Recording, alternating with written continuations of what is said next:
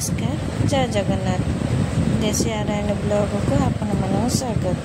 मु आज आपण गोटे नुआ रेसिपी घिनी आई बायण फाड़ी भजा हुए। आपण तो समस्ते भाजती कि आज गोटे नुआ प्रकार भाजवे। मुझे किसी बायण को काटी नहीं धोईकी फ्रेश बायण बाड़ी बायण ही नहीं तादर हल्दी लुण जीरा लंका गुंड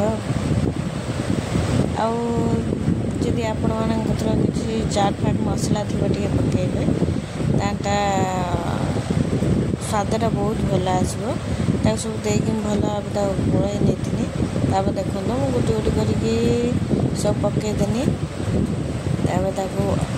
अधिका तेल देवे भाजी हम भल से घोड़े देवा।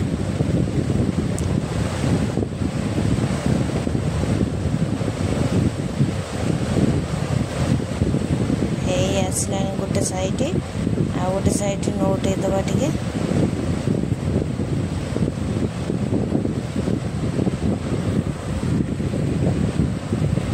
देखु मोर हो सब काढ़ीदे गोटे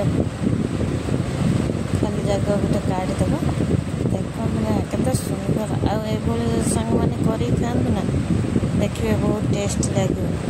वीडियोटा जब भल लगी लाइक कमेंट शेयर सब्सक्राइब तो करें जमा वीडियो।